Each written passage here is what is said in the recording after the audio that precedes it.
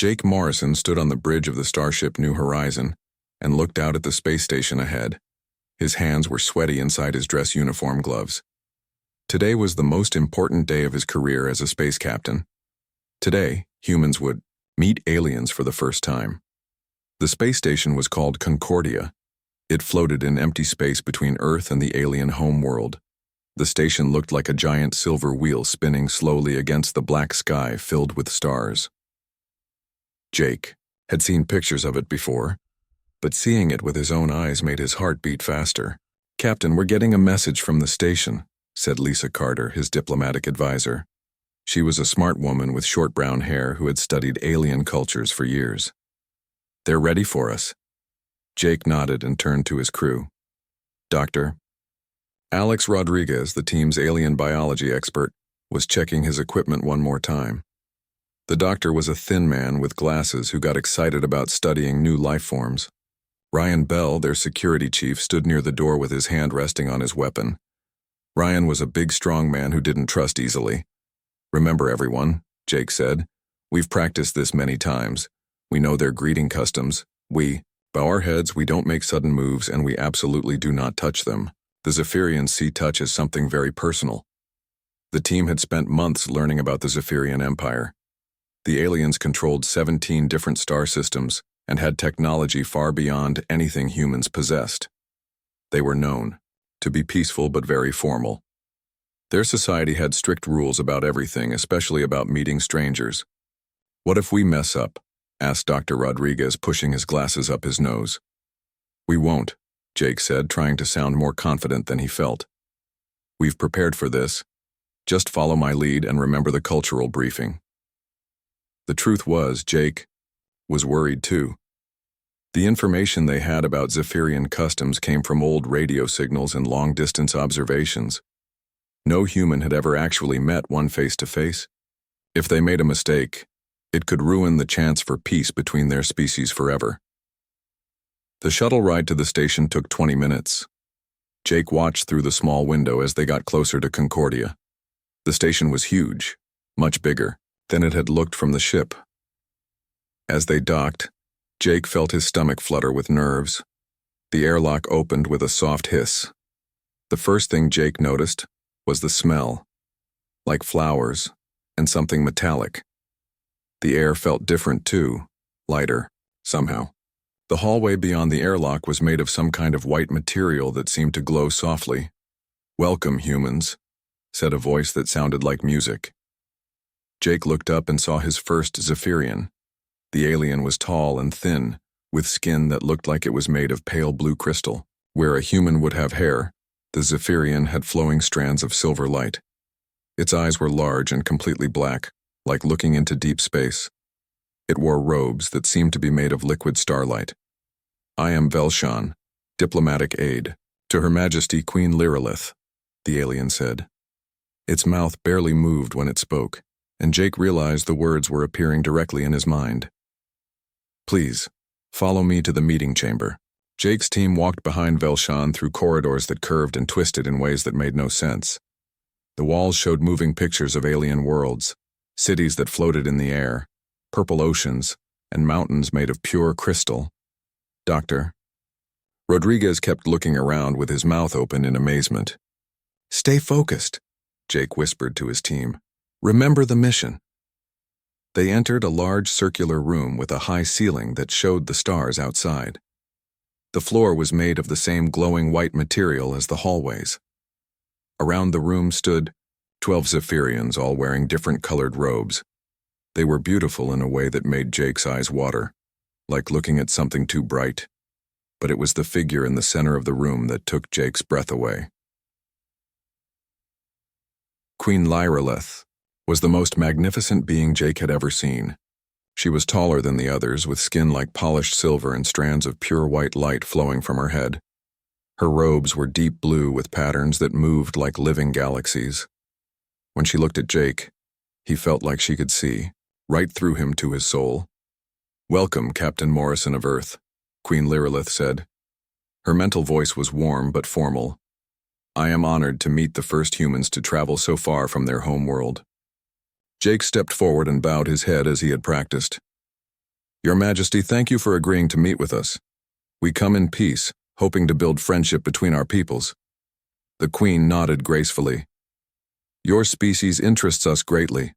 We have watched your progress for some time. You have shown both great violence and great compassion. We wish to understand which path you will choose as you move among the stars. Jake felt the weight of her words. This meeting would decide if humans would have friends or enemies in space. Everything depended on making a good impression. The formal ceremony began. Jake and his team presented gifts from Earth, works of art, music, and samples of human culture. The Queen accepted each gift with polite thanks. The Zephyrians gave gifts in return, crystals that sang with beautiful music and devices that could translate any language. Everything was going perfectly. Jake started to relax. Maybe they would succeed after all. Then something went wrong. Queen. Lyreleth was examining a painting that Dr. Rodriguez had brought, a picture of Earth's sunrise over the ocean. As she held it, the crystal in her chest began to glow brighter. She swayed slightly as if the light was making her dizzy. Jake saw her stumble. Without thinking, he stepped forward. His human instincts took over. When someone was about to fall, you helped them. He reached out and gently touched her shoulder to steady her. The moment his hand made contact with her skin, the world exploded in blue light. The light came from where Jake's hand touched the Queen's shoulder. It spread outward like electric fire, flowing over both of them. Jake felt something rush through his body, warm and strange and powerful. The Queen's eyes went wide with shock. Every Zephyrian in the room gasped.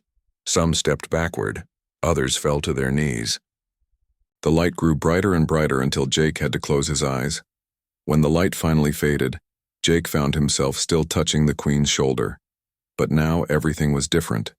He could feel something in his mind that hadn't been there before, a warm presence that wasn't his own thoughts.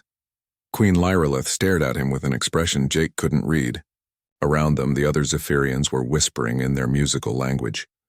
Jake couldn't understand the words, but the tone sounded urgent and worried. What? Jake asked slowly. Just happened? The Queen's mental voice was barely a whisper. Captain Morrison, I fear you have made a terrible mistake. You have performed the Kethmoran. The what? The sacred bonding ritual of my people. You have... She paused, struggling to find the right words in human language. You have bound your soul to mine forever. Jake stared at Queen Lyreleth in shock. The warm presence in his mind grew stronger, and he realized with growing horror that he could feel her emotions. She was scared, confused, and something else he couldn't identify. Bound forever? Jake asked, his voice barely a whisper. What does that mean exactly? Before the Queen could answer, the other Zephyrians began talking rapidly in their musical language. Their mental voices created a storm of sound in the room. Jake couldn't understand the words, but he could feel the tension and excitement coming from all of them. Silence, Queen Lyreleth commanded, and the room went quiet instantly. She looked at Jake with her large black eyes. Captain Morrison, among my people, the Kethmoran is our most sacred ritual. It can only be performed between those who will be lifemates. The touch must be given with pure intent and accepted willingly by both parties. Lisa Carter stepped forward, her face pale. Your Majesty, Captain Morrison didn't know. This was an accident. Surely that makes a difference. An older Zephyrian, in dark red robes, spoke up. His mental voice was cold and angry. I am High Chancellor Vextar, advisor to the Queen. Ignorance does not change what has been done. The human has performed our most holy ritual without permission or understanding. This is an insult to our entire civilization. But the bond formed, said another Zephyrian in green robes, sounding amazed. Look at the light that still glows around them. The Kethmoran was successful. The spirits have accepted the pairing. Jake looked down and saw that she was right. A faint blue light surrounded both him and Queen Lyreleth. It pulsed gently, like a slow heartbeat. Dr. Rodriguez was frantically searching through his electronic notes. Captain, our files don't have any information about this ritual. We studied their greeting customs, their trade practices, their social structure, but nothing about bonding ceremonies. That is because the Kethmoran is sacred, Queen Lyrillith said quietly. We do not speak of it with outsiders. It is meant only for those who find their true soulmate. Ryan Bell, the security chief, moved closer to Jake. His hand rested on his weapon. Captain, what are our options here? Can this bond thing be reversed? High Chancellor Vextar's eyes flashed with anger. The Kethamoran cannot be undone, human. Once two souls are bound, they remain connected until death. Your captain has committed himself to our queen for life, whether he intended to or not. Jake felt dizzy. This was supposed to be a simple diplomatic meeting. How had it gone so wrong so fast? He looked at Queen Lyrillith, trying to understand what he was feeling through their new connection. She seemed calm on the surface, but underneath, he could sense confusion and something that might have been fear. Your Majesty, Jake said carefully, what does this bond actually mean? What am I supposed to do now? Queen Lyrillith was quiet for a long moment. When she spoke, her mental voice was very soft. The Kethmoran creates a connection between two minds and souls. We will share thoughts and feelings. We will know when the other is in danger or pain. We will, she paused. In your human terms, we will be married, but the connection goes much deeper than human marriage. Married? Jake repeated, feeling faint. He had just met this alien queen 5 minutes ago, and now he was married to her? This is impossible, Lisa said, stepping forward. Captain Morrison represents Earth. He can't just stay here and be married to an alien queen. He has duties, responsibilities back home. And I have responsibilities to my people, Queen Lyrillith replied. But Jake could feel through their bond that she was troubled by the situation too. I have ruled the Zephyrian Empire alone for 40 years. I never expected to perform the Kethmoran with anyone, much less with a human I have just met. High Chancellor Vextar spoke again, his mental voice full of disapproval. This bonding is a disaster. No human can understand our ways well enough to be worthy of our queen. The bond should be considered invalid, but it clearly worked, argued the Zephyrian in green robes. The light was brighter than any Kethmoran I have ever seen. The spirits have spoken clearly. Jake realized that the Zephyrians were divided. Some saw the bonding as a sacred sign that should be honored. Others saw it as a mistake that threatened their culture. What happens if I leave? Jake asked. If I go back to my ship and return to Earth? Queen Lyrillith's mental voice was sad. The bond would remain. You would feel my emotions across the galaxy. You would know if I was hurt or in danger. The connection would drive you to return to me no matter how far you traveled. And if I stay? You would have to learn our ways. You would have to become part of Zephyrian society. You would... She hesitated. You would have to become my husband in truth, not just in bond. Jake felt overwhelmed. Through their connection, he could sense that Queen Lyrillith was just as confused and frightened as he was. She had been a powerful, independent ruler her entire life. This unexpected bond was changing everything for her too. Dr. Rodriguez looked up from his notes. Captain, I'm reading some interesting biological data. Your brain patterns have changed. There are new neural pathways forming. Whatever this bond is, it's physically altering both of you. Is that dangerous? Ryan asked, his hand still on his weapon. I don't know, Dr. Rodriguez admitted. We need more time to study it.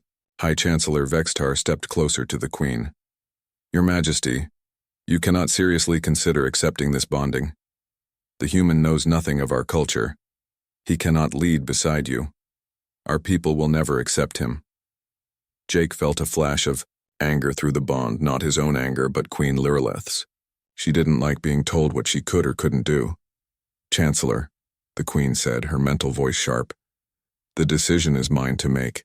The Kethmoran has been performed. The spirits have accepted the bond. We cannot simply ignore what has happened. But Your Majesty, enough. Queen Lyrillith raised her hand and Vextar fell silent. She turned to Jake. Captain Morrison, you must make a choice. You can return to your ship and live with an incomplete bond for the rest of your life. Or you can stay and learn what it truly means to be connected to another soul. Jake looked at his team. Lisa was shaking her head, clearly wanting him to leave. Dr. Rodriguez looked fascinated by the whole situation. Ryan looked ready to fight their way out if necessary. Then Jake looked at Queen Lyrillith. Through their bond, he could feel her loneliness. Decades of ruling alone, of making every decision by herself, of having no one who truly understood her. He could also feel her hope, carefully hidden but growing stronger. "If I stay," Jake said, slowly, "what would happen to my team? To the diplomatic mission?" "They could remain as Earth's first ambassadors to our empire," Queen Lyrillith replied. "The original purpose of this meeting would continue, just in a different way." Jake closed his eyes and tried to think clearly. This was crazy. He had touched an alien's shoulder and now his entire life was about to change. But he could feel through their bond that Queen Lyrillith was a good person. Alien, yes, but someone who cared deeply about her people and tried to do what was right. And there was something else. The bond itself felt right somehow. Like a part of him that had been missing his whole life had suddenly been found. "I'll stay," Jake said quietly. The room erupted in surprised voices. Lisa grabbed his arm. "Jake, you can't be serious. You don't know anything about these people or their culture." "Then I'll learn," Jake replied. He looked at Queen Lyrillith, who was staring at him with surprise and something that might have been relief. "Your Majesty, if you're willing to teach me, I'm willing to learn." Through their bond, Jake felt the Queen's gratitude wash over him, like warm sunlight. High Chancellor Vextar, however, looked furious. "This is madness," he said. "No good can come of this bonding." Queen Lyrillith stood straighter, every inch the powerful ruler she was. "The decision has been made, Chancellor. Captain Morrison will remain as my bonded mate. We will see where this path leads us." As she spoke, the blue light around them pulsed brighter, as if the bond itself was celebrating their choice. Jake had no idea what he was getting himself into, but for the first time since the ceremony began, he felt like maybe everything would be okay. 3 weeks later, Jake stood on the balcony of Queen Lyrillith's palace and watched the sun rise over the Zephyrian capital city. The sight still took his breath away. The city was made of crystal towers that floated in the air, connected by bridges of pure light. The sky was filled with gentle aurora colors that danced between the buildings. Jake had never seen anything so beautiful in his life. Through his bond with Queen Lyrillith, he could feel her pride in her world's beauty, along with her curiosity about what he thought of it all. "You're awake early again," came her musical mental voice from behind him. Jake turned to see the Queen, approaching, her silver skin gleaming in the morning light. She wore simpler robes now, deep blue instead of the formal galaxy-patterned ones from their first meeting. "I still can't sleep properly," Jake admitted. "The bond keeps me aware of your thoughts, even when you're dreaming. Last night you dreamed about flying through space. It was amazing, but it kept me awake." Queen Lyrillith looked concerned. "I apologize. I should have warned you that dream sharing is part of the Kethmaran. In time, we will learn to control it better." Jake smiled. "Don't apologize, your dreams are incredible. I've never imagined flying like that." Over the past 3 weeks, Jake had been learning about the bond and about Zephyrian culture. It wasn't easy. The Zephyrians were very formal and had rules for everything. They spoke mostly through telepathy, which Jake was slowly getting better at. They ate foods that tasted like music and lived in harmony with their planet's natural energy. The hardest part was the politics. Many Zephyrians still didn't accept Jake as worthy of their queen. High Chancellor Vextar led a group that wanted Jake sent away. They believed a human could never understand their advanced civilization. "The council meeting today will be difficult," Queen Lyrillith said, reading his thoughts about the political situation. "Chancellor Vextar has been talking to the other nobles. He wants to challenge our bonding officially." Jake felt her worry through their connection. "What kind of challenge?" "He believes that our bond is weakening the Empire. He will present evidence that other alien species see us as foolish for accepting a human into our royal family." Jake touched her hand gently. Through their bond, he shared his determination and confidence with her. "Then we'll prove him wrong." "How?" Queen Lyrillith asked. "You've been here only 3 weeks. The nobles have centuries of experience in running an empire. But I have something they don't, Jake said with a smile. I have fresh ideas and a different way of looking at problems. They were interrupted by the arrival of Velshan, the diplomatic aide who had first greeted Jake at the space station. The Zephyrian's usual calm was replaced by excitement. Your Majesty, urgent news from the border systems. The Corvan Republic is making aggressive moves near our mining colonies. Their ships have been seen in our space, and they've demanded we share our crystal technology with them. Queen Lyrillith straightened into her royal posture. The Corvans have been our enemies for decades. What exactly are they demanding? Access to our energy crystals and the secrets of our floating cities. They claim it's for peaceful trade, but our intelligence suggests they want the technology for weapons. Jake listened carefully. He had been studying the political situation in this part of the galaxy. The Corvan Republic was a military society that solved most problems through force. They had been trying to expand their territory for years. What does the Council recommend? Queen Lyrillith asked. Chancellor Vextar suggests we prepare for war. He believes the Corvans will attack whether we give them the technology or not. Jake felt Queen Lyrillith's distress through their bond. War would mean thousands of deaths on both sides, but giving the Corvans advanced weapons technology could be even worse. Your Majesty, Jake said carefully, may I make a suggestion? Velshan looked surprised that the human would speak up about important matters. Queen Lyrillith nodded for Jake to continue. Instead of choosing between war and giving them what they want, why not offer them something different, something that benefits both sides? What do you mean? The Queen asked. Jake had been thinking about this problem since Velshan started speaking. His human perspective was showing him possibilities that the Zephyrians might not see. The Corvans want your crystal technology because they need new energy sources. Their homeworld is running out of power, but instead of giving them weapons technology, what if you offered to share peaceful energy technology? You could help them solve their energy crisis without giving them tools for war. Queen Lyrillith's eyes widened. Through their bond, Jake felt her surprise and growing excitement. You mean offer them a partnership instead of surrender or conflict? Exactly. The Corvans are aggressive because they're desperate. If you help solve their real problem, they might not need to be your enemies anymore. Velshan looked doubtful. The Corvans have been our enemies for centuries. They don't understand cooperation. Have you ever tried? Jake asked. Sometimes enemies stay enemies only because nobody tries something different. Queen Lyrillith was quiet for a moment, considering the idea through their bond. Jake could feel her analytical mind working through the possibilities. It's risky, she said finally. If we're wrong about their intentions, we could be giving technology to people who will use it against us. But if we're right, Jake replied, we could end a conflict that's been going on for generations. And we could do it without anyone having to die.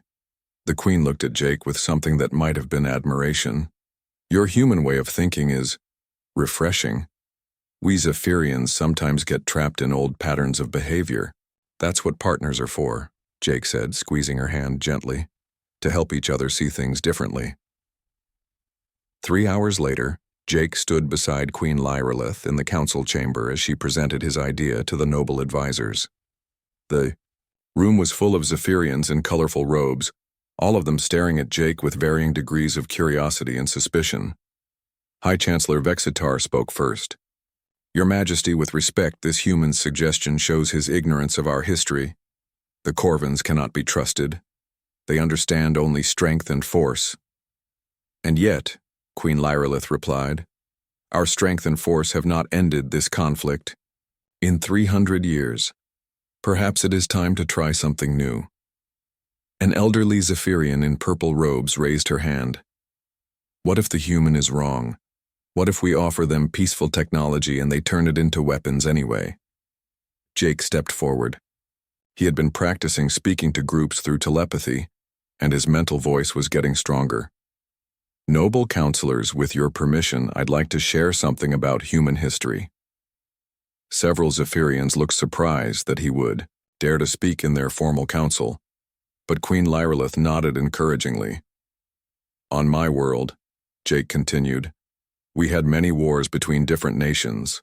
Some of these wars lasted for centuries, but we learned that the best way to end conflicts was not to defeat our enemies but to turn them into friends. We did this by helping them solve their real problems. And this worked? Asked another counselor. Not always, Jake admitted honestly. But it worked often enough that we stopped having global wars. Instead of spending all our energy fighting each other, we started working together to explore space and meet other species like yourselves. High Chancellor Vextar's mental voice was cold. Pretty words from a species that still has conflicts and violence. You're right, Jake said, surprising the Chancellor. Humans aren't perfect. We make mistakes and sometimes we still fight. But we learned that cooperation usually works better than conflict. That's how we developed space travel. That's how we're here talking to you now. Queen Lyraleth stood up, her presence commanding the room's attention. I have decided to try Captain Morrison's approach. We will contact the Corvan Republic and offer them a joint energy research project.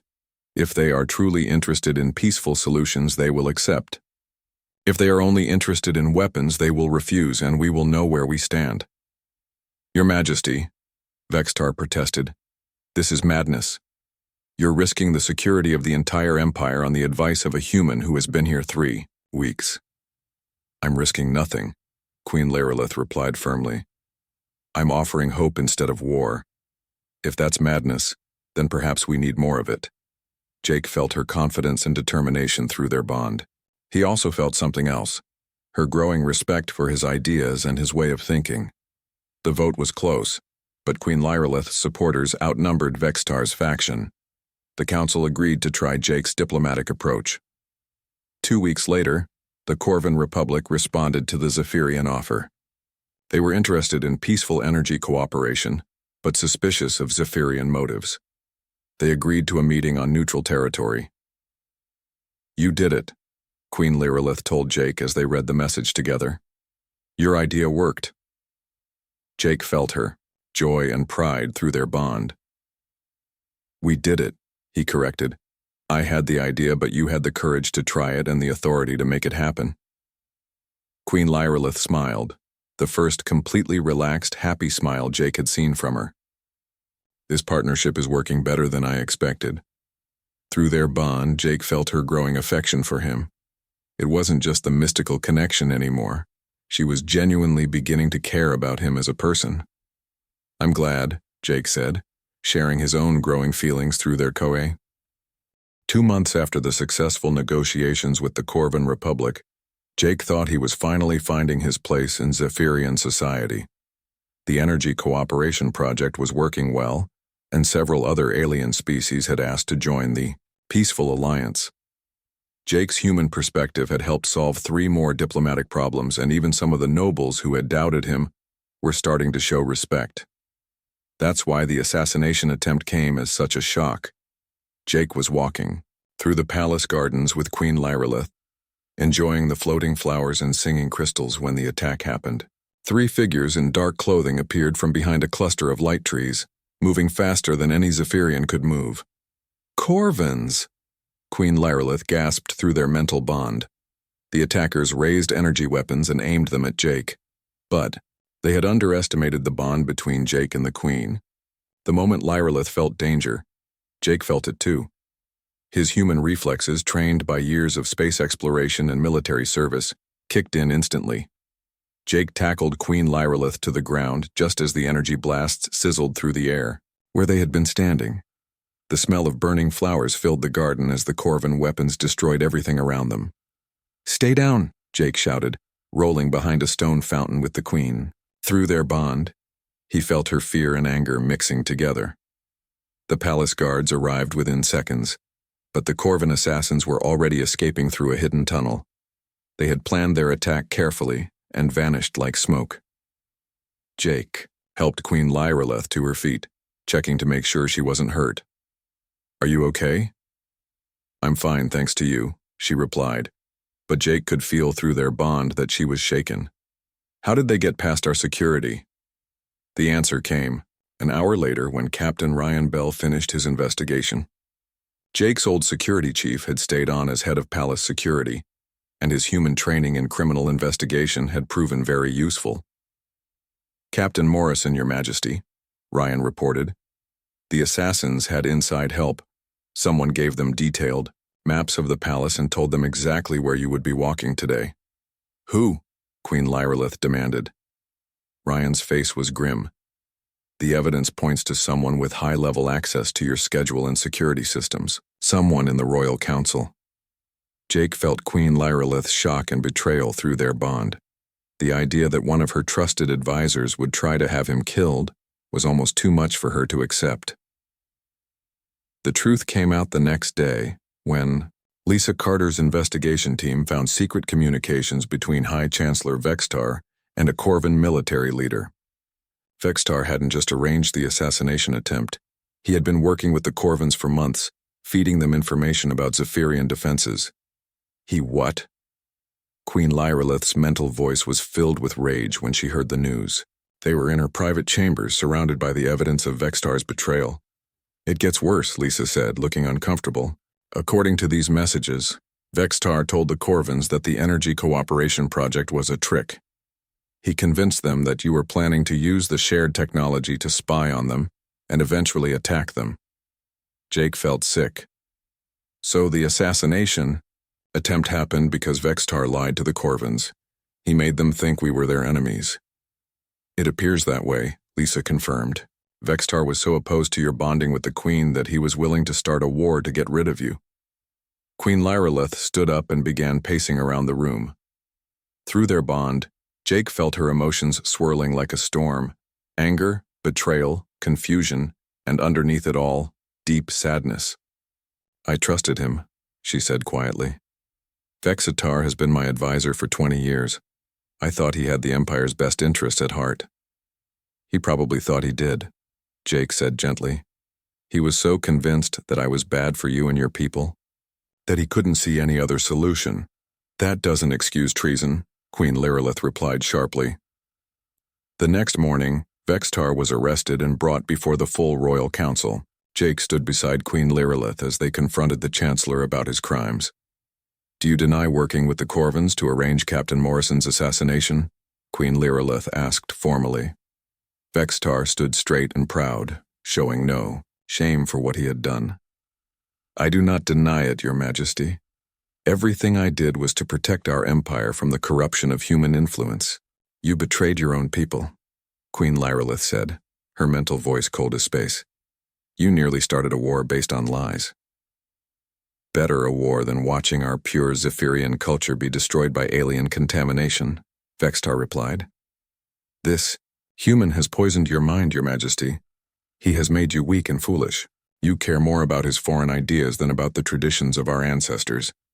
Jake felt Queen Lyrelith's hurt through their bond. Vextar's words were like knives, cutting at her deepest fears about whether she was being a good ruler. But they also made Jake angry. Really angry. Chancellor Vextar, Jake said, stepping forward. You talk about protecting Zephyrian culture, but what have you actually protected? You lied to allies, betrayed your queen, and nearly got innocent people killed. Is that what Zephyrian culture teaches? Vextar's black eyes flashed with hatred. You dare lecture me about our culture, human? You've been here 4 months. I've devoted my life to serving this empire. And yet, Jake replied calmly, in 4 months of cooperation and open communication, we've made more progress toward peace than your centuries of conflict and suspicion. Maybe the problem isn't human influence. Maybe the problem is leaders, who are more interested in being right than in helping their people. The council chamber erupted in surprised whispers. No one had expected Jake to directly challenge the High Chancellor. Vexatar's mental voice became a roar of rage. How dare you? You're nothing but a primitive alien who stumbled into our sacred bonding ritual by accident. You're right, Jake said, surprising everyone. I am a primitive alien who made a mistake, but I'm also someone who chose to learn from that mistake instead of running away from it. I'm someone who chose to care about Queen Lyrelith and her people instead of just caring about myself. Queen Lyrelith stepped forward, her presence commanding instant attention. High Chancellor Vextar, your crimes against the crown are proven beyond doubt. By law, the punishment for treason is exile to the dead worlds beyond our space. Wait, Jake said suddenly. Through his bond with Queen Lyrillith, he shared an idea that had just occurred to him. Your Majesty, may I request something? Queen Lyrillith looked surprised but nodded. Jake turned to face Vextar. Chancellor, you believe I'm not worthy of the Keth Moran bond with your queen. You think I'm weak and unfit to help lead your people. That is correct, Vextar replied coldly. Then, I challenge you to prove it, Jake said. I invoke the ancient right of Kethedron, trial by combat. If you can defeat me, the Queen will consider your arguments about ending our bond. If I win, you accept that the bond was meant to be, and stop working against it. The entire council gasped. The Kethedron was an ancient ritual, rarely used in modern times. It was both a physical and mental trial that tested not just strength, but understanding, wisdom, and commitment to Zephyrian values. You cannot be serious, Vexitar said. You know nothing about the Kethedron. Then it should be easy for you to win, Jake replied. Queen Lyrillith grabbed Jake's arm. Through their bond, he felt her fear and amazement at what he was doing. Jake, the Kethedron is dangerous. People have died in trial by combat. I know, Jake said gently. But this is the only way to end the division in your council. If I win, everyone will know that the bond is legitimate. If I lose, he touched her cheek softly. If I lose, at least you'll know I was willing to fight for us. Vextar's eyes glittered with cruel anticipation. Very well, human. I accept your challenge. But know this, I will show no mercy. You will learn what it means to challenge a true son of the Zephyrian Empire. The trial was set for the next day in the ancient combat arena beneath the palace. Jake spent the evening learning about Kethedron from Queen Lyrillith and the palace historians. It wasn't just about fighting. It was about proving your understanding of Zephyrian values, your commitment to the Empire, and your worthiness to stand beside their queen. I'm scared, Queen Lyrillith admitted as they prepared for sleep. Vextar is older and more experienced. He knows our culture better than anyone. Jake pulled her close and shared his confidence through their bond. But he doesn't know me, and he doesn't understand what we've built together. Tomorrow I'm not just fighting for myself. I'm fighting for us and for everything we believe in. The next morning, as Jake prepared for the trial that would determine his future, he felt more ready than he had for anything in his life. Win or lose, he would prove that love and cooperation were stronger than fear and hatred. The Kethedron was about to begin. The ancient combat arena was carved deep into the crystal bedrock beneath Queen Lyrillith's palace. Jake had never seen anything like it. The walls were covered in glowing symbols that told the history of every Kethedron trial, going back thousands of years. The floor was made of smooth black stone that seemed to absorb light, and floating crystals provided dim illumination around the circular fighting space. Hundreds of Zephyrians filled the viewing galleries, their crystalline features reflecting the strange light. Jake had never performed in front of so many aliens before. Through his bond with Queen Lyrillith, he could feel her nervousness mixing with his own. High Chancellor Vextar stood on the opposite side of the arena, wearing traditional combat robes of deep red. His tall, thin frame moved with the grace of someone who had trained in Zephyrian martial arts for decades. His black eyes focused on Jake with cold determination. Jake wore simpler robes of blue and silver, the colors of his bond with Queen Lyrillith. He felt awkward in the flowing fabric, more comfortable in his human clothes, but he was trying to show respect for Zephyrian traditions. An elderly Zephyrian priest stood in the center of the arena, his robes shimmering with ancient symbols. His mental voice carried to every corner of the space. We are gathered to witness the Kethedron, trial by combat between High Chancellor Vexitar and the human captain Jake Morrison. This trial will test not only physical skill but understanding of our sacred values, commitment to the Empire, and worthiness to stand beside our queen. The priest raised a crystal staff that began glowing with bright white light. The trial consists of 3 challenges. First, the test of knowledge. Each combatant will answer questions about Zephyrian law and culture. Second, the test of spirit. Each must demonstrate their understanding of our core values through action. Third, if needed, the test of strength, physical combat to determine the winner. Jake felt his heart pounding. He had studied Zephyrian culture intensively for the past 4 months, but Vextar had lived it his entire life. "High Chancellor Vextar," the priest said, "as the challenger's opponent, you may ask the first question." Vextar stepped forward, his mental voice carrying clearly across the arena. "Human, recite the 13 sacred principles that guide all Zephyrian government decisions." Jake had memorized these principles weeks ago, knowing they might be important. He stepped forward and began reciting in the formal Zephyrian mental speech patterns. The 13 sacred principles. First, the good of the many outweighs the desires of the few. Second, wisdom comes from listening to all voices, not just the yao, loudest. Third, true strength protects rather than destroys. Jake continued through all 13 principles, his pronunciation and mental tone perfect. Around the arena, he could see surprised expressions on Zephyrian faces. They hadn't expected a human to know their most sacred laws so completely. "Acceptable," Vextar admitted grudgingly. Now it was Jake's turn to ask a question. He had thought carefully about this moment. High Chancellor Vextar, the 7th sacred principle states that true leadership adapts to new situations rather than clinging to old methods. How does your opposition to peaceful cooperation with former enemies honor this principle? It was a clever question. Jake was using Zephyrian law to challenge Vextar's own actions. The Chancellor's eyes flashed with anger. "The principle refers to adapting methods, not abandoning core values," Vextar replied. "Maintaining Zephyrian purity and superiority is a core value that should never be compromised." "But is isolation really a core Zephyrian value?" Jake asked. "Or is it just an old method that you're afraid to change?" The priest raised his staff before Vexistar could respond. "The test of knowledge is complete. Both combatants have demonstrated adequate understanding of our laws. We proceed to the test of spirit." The priest gestured to 2 doors that opened on opposite sides of the arena.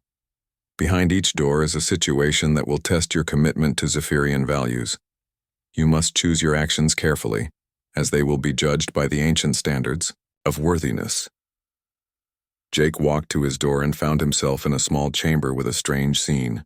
A holographic projection showed a Zephyrian city under attack by unknown aliens.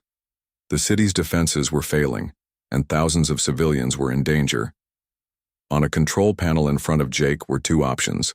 He could save the city by using a weapon that would destroy the attacking fleet, but also damage the environment of a nearby inhabited planet. Or he could choose a safer method that would save both the city and the other planet, but allow half the attacking fleet to escape and possibly attack other Zephyrian worlds later. Jake realized this was a test of the Zephyrian value of protecting all life, not just their own people. Without hesitation, he chose the safer method that would protect both the Zephyrian city and the innocent aliens on the other planet.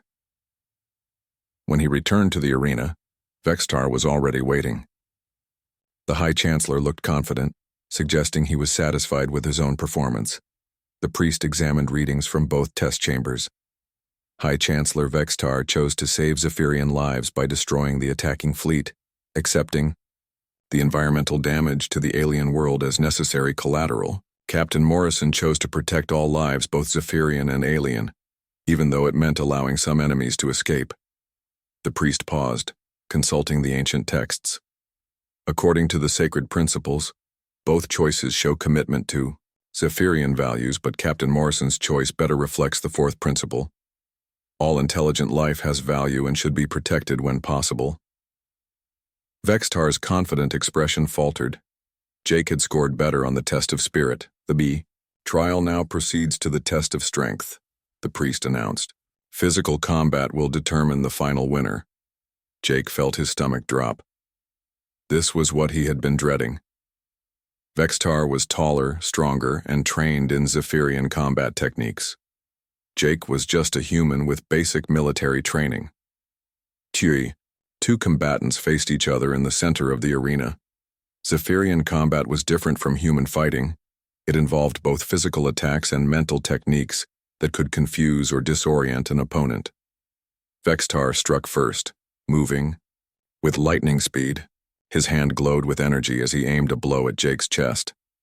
Jake barely managed to dodge, feeling the heat of the energy attack as it passed by his shoulder. "You're too slow, human," Vextar taunted through telepathy. "Your primitive reflexes are no match for Zephyrian enhancement." Jake circled carefully, trying to find an opening. Vextar's next attack was a mental assault, a wave of psychic force that made Jake's head spin with dizziness and confusion. Jake staggered, barely staying on his feet. Through his bond with Queen Lyrolith, Jake felt her fear and desperation. She was trying to share her strength with him, but the bond was still new and she couldn't help directly. That's when Jake realized something important. This wasn't just a fight between him and Vextar. This was a fight between two different philosophies. Vextar's belief in Zephyrian superiority and isolation versus Jake's belief in cooperation and unity. Instead of trying to match Vextar's Zephyrian techniques, Jake decided to fight like a human. He used his creativity, his unpredictability, and most importantly, his connection to Queen Lyrolith. When Vextar launched another energy attack, Jake didn't try to dodge or block it. Instead, he opened his mind completely to the bond with Queen Lyrolith, sharing not just his own strength but his love for her and his commitment to their partnership. The combination of human determination and the power of their bond created something unexpected. A new kind of energy surrounded Jake. Not the cold, crystalline power of traditional Zephyrian combat, but something warmer and more flexible. It was the energy of cooperation rather than domination. Jake's next move surprised everyone in the arena. Instead of attacking Vextar, he reached out through his mental connection and tried to share his feelings and memories, showing Vextar the genuine love and respect he had developed for Zephyrian culture, his commitment to helping Queen Lyrolith be the best ruler she could be, and his vision of a future where humans and Zephyrians worked together to help other species. For a moment, Vextar was stunned by the unexpected mental contact. In that moment of hesitation, Jake moved forward, not to attack but to offer his hand in friendship. "Chancellor," Jake said aloud so everyone in the arena could hear, "we don't have to be enemies. We both want what's best for Queen Lyrolith and the Zephyrian people. Instead of fighting each other, why don't we work together?" Vextar stared at the offered hand in shock. Around the arena, the crowd was completely silent, waiting to see what would happen. You're trying to trick me," Vextar said, but his voice lacked conviction. "No tricks," Jake replied. "I'm trying to show you that cooperation is stronger than conflict.